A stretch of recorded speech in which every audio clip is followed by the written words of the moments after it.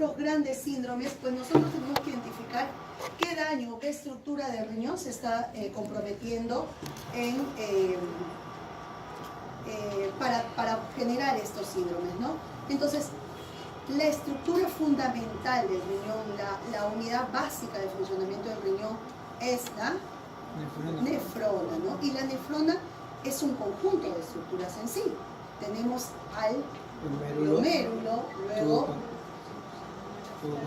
túbulo contorneado, el glomérulo con su cápsula de goma, obviamente, el túbulo proximal, el asa de Henle y ya sigue el distal con sus colectores, ¿no es cierto? Entonces, cada uno de ellos pues tiene una afectación y lo que nos vamos a centrar es en glomérulo en esta oportunidad.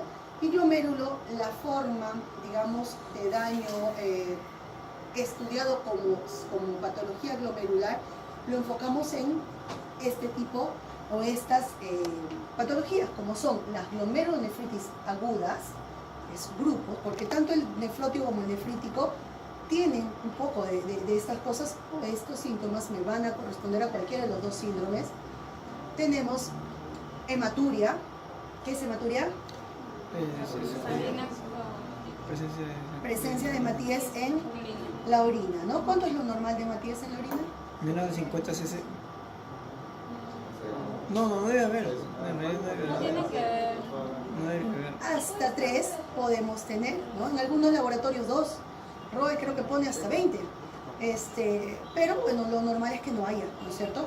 Entonces, ¿hasta cuánto decimos que es microscópica? Cuando yo digo, porque yo puedo orinar y me hacen el examen de orina y el diagnóstico es microscópico.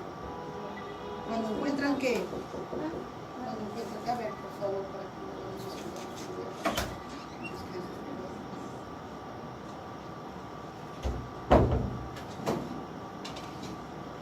que ¿cuánto?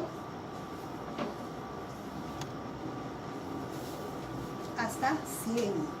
Cuando sabe que el examen de orina se da por campo, ¿no es cierto? La lámina es por campo. Entonces, hasta 100 hematías por campo es una hematuria microscópica.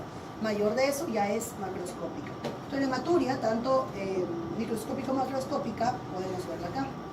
Y es asintomática en la mayoría de los casos porque es microscópica. Y ya cuando la vemos, que ya podemos decir que viene con un signo, ¿no? Ya la hematuria ya evidencia macroscópica. Rápidamente progresiva, una emergencia nefrológica que debemos actuar en las primeras horas de diagnóstico por biopsia renal, porque si no el paciente llega a hacer una insuficiencia renal aguda severa que se llega a cronificar y en días perdemos los riñones por esta causa. El síndrome nefrótico, nefrítico, y las glomerulonefritis ya crónicas. Entonces, viendo el tema de tanto el síndrome nefrótico como nefrítico, vemos acá pues este cruce, ¿no? de síntomas que pueden presentar, donde generalmente el nefrítico vamos a tener una triada. ¿Cuál es la triada?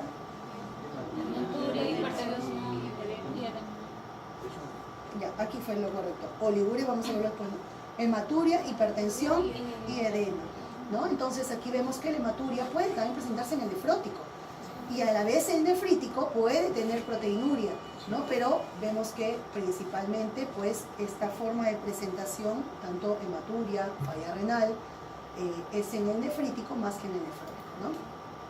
Voy a sentarme para que me más fácil llegar acá, o más jalo esto.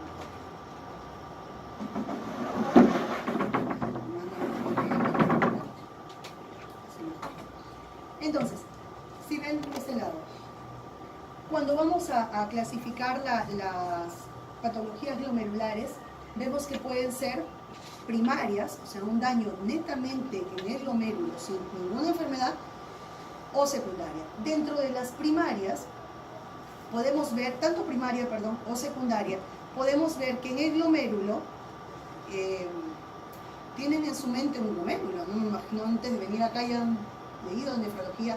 Entonces en el glomérulo, que es un penacho de capilares glomerulares con un mesangio, y en ese mesangio tiene células mesangiales. Estas células mesangiales tienen una cantidad que entre capilar y capilar debe existir menos de 3, para hablar de que es no proliferativa. Cuando me prolifera, y cuando uno hace una biopsia renal, ve en el microscopio, y en él, entre capilar y capilar, veo más de 3, o sea, en el mesagio veo demasiadas células mesangiales, pues hablo de que hay una proliferación. Dentro de las proliferativas, donde como bien le digo, hay esta presencia de más de 3 células, generalmente este tipo de presentación me da el síndrome nefrótico. Y, perdón, las no proliferativas. Y las proliferativas, el síndrome nefrítico. Entonces, dentro de los cambios proliferativos, las patologías que más me dan, si son primarias, pues es la nefropatía por IgA, por IgM, la rápidamente progresiva y la membrana proliferativa, ¿sí? Entonces, estas van a hacer que cuando yo vea en biopsia, tengo más células mesangiales entre capilar y capilar. Y las secundarias, las nefritis lúpica, las vasculitis, son las que más nos llegan acá, al menos, y bueno, a nivel, al menos a nivel nacional, son las que más nos llegan. Y las posinfecciosas son los más pequeños, ¿no? Dentro de los que tienen un cambio no proliferativo o con escasa proliferación, tenemos la focal y segmentaria, la membranosa. Eso también lo vieron en semiología, ¿no es cierto? No estoy hablando en chino, o sí. Se ubican cuando hablamos de glomerulonefritis, glomerulosclerosis, se ubican, o retrocedemos un poquito, porque ya aquí ya no hablarle mucho de la base, porque supuestamente ya lo han pasado. Entonces, ya que hablamos cuando hay un daño glomerular, ustedes estudiaron que nos define el tipo, la anatomía patológica, ¿no es cierto? Tiene que hacerse una biopsia renal y tenemos que ver al microscopio para ver qué tipo de daño está ocurriendo en el glomérulo exactamente. Entonces, cada forma de daño me da un patrón histológico, y ese patrón histológico me da el nombre de la glomerulonefritis. Por eso ya tiene un nombre definitivo. Glomerulosclerosis es cuando mi penacho glomerular tiene un área, o todo, esclerosado, o sea, célula muerta. Un área donde hay mucha proliferación de fibrosis, o sea, ya la estructura glomerular pierde la vitalidad y se fibrosa toda esa área. Entonces se llama glomerulosclerosis, por eso que tiene ese nombre. Es focal porque tiene una parte, toda la biopsia, unos cuantos están dañados, y es segmentaria porque una parte de mi glomérulo lo está, ¿no? Membranosa cuando el daño no es a nivel de, no es esclerosar el glomérulo, sino que la membrana se ensancha por una reacción antígeno-anticuerpo que se genera, ¿no? Cambios mínimos es porque, en verdad, no se encuentra casi nada. ¿Esto a quién le da? ¿A los niños?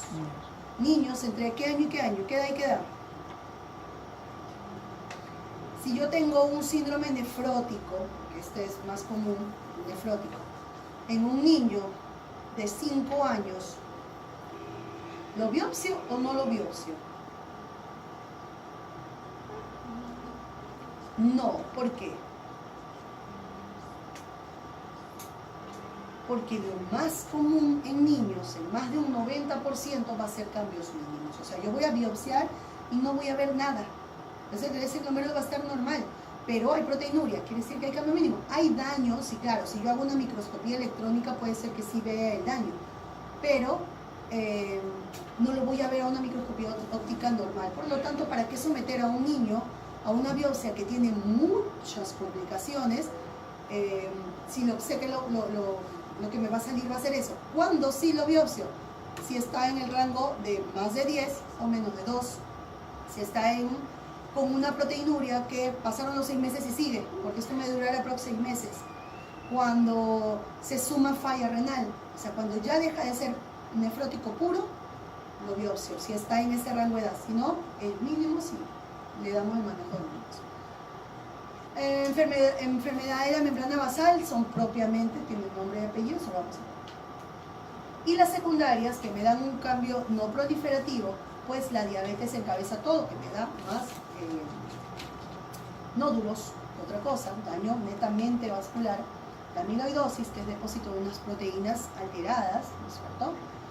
Cadenas livianas o ligeras que le dicen, las glomerulonefritis relacionadas a infecciones tanto VIH, hepatitis B, C, el Alport, que es una enfermedad hereditaria, ¿no es cierto? Y inducidas por drogas, ¿no? Entonces, cuando hay una alteración o cuando ya tenemos un síndrome nefrótico o nefrítico, pedimos unos exámenes, entre ellos el complemento. ¿Por qué? Porque hay glomerulonefritis que me van a mover el complemento, en este caso consumirlo, o sea, se llaman con complemento bajo, le decimos nosotros. Entonces, dentro de las primarias, si me viene con complemento bajo, lo más común es que sea posinfecciosa, y dentro de ellos, ¿cuál es la más común? Post-estreptocóxica es la más común, y la membrano proliferativa. Y dentro de las secundarias, pues el lupus encabeza todo esto y las asociadas a hepatitis. ¿Sí? Entonces vamos al grano. Ya hemos hablado, esto es un poco general de todo lo que es la glomerulonefritis, como digo, bastante sucinto porque eso lo han llevado en el curso anterior. Y vamos a ver que el síndrome nefrítico, como bien me dijeron hace un rato, tiene una triada característica que es hematuria, edemas e hipertensión. ¿Sí? Se acompaña en la gran mayoría de los casos, pero no entra no reemplaza esta triada porque se ven con menos frecuencia, la oliguria, de falla renal, y proteinuria moderada. Pero esta proteinuria tiene que ser menor de 3.5. Así es. Porque si es mayor es un nef. Históricamente se ha asociado, porque es cuando más se presentaba por el tema de las epidemias que habían de afectación faríngea o dérmica por estreptococo, pues se asociaba que este síndrome nefrítico era en su mayoría por eso, pero ya luego pues se ha hecho los estudios y se ha evolucionado pues el estudio, y vemos que ya la presentación se da en otro tipo de glomerulonefritis primarias y también en las secundarias, ¿no? Incluso se ve en casos de glomerulonefritis crónica que se han regularizado. Entonces la hematuria es la más frecuente que vemos en un síndrome nefrítico. Más del 50% de los casos son macroscópicas, o sea, más de, ya se lo puedo decir, Más de 100 más de por campo. 100, no se le borre. Nosotros pedimos una prueba muy específica cuando viene un paciente con hematuria, porque ahí viene, si sigue con nosotros se va con uno, que se llama hematíes dismórfico, que son hematíes que han sido filtrados, por ende al pasar por el glomérulo genera al pasar por el glomérulo, toda esta cadena de absorción y reabsorción de solutos que tiene todo este paso a través del glomérulo genera que el hematíes cambie su estructura, y cuando ya llegan a la orina pues no son los con morfología normal, sino son dismórficos. Entonces es muy típico pedir, y si tengo más de un 10% de hematíes dismórficos es una hematuria glomerular, y en caso no lo sea y todos son de morfología normal, pues es una hematuria no glomerular y se tiene que estar por.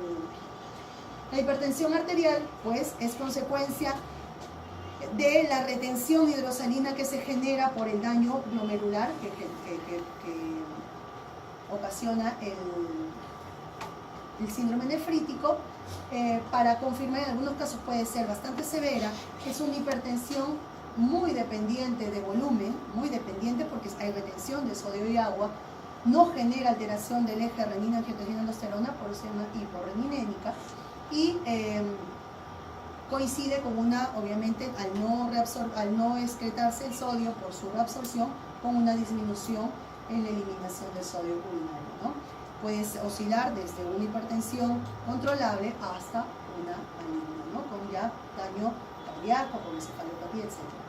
Y es fundamental hacer un fondo de ojo para ver el grado de retinopatía hipertensiva que puede tener el paciente.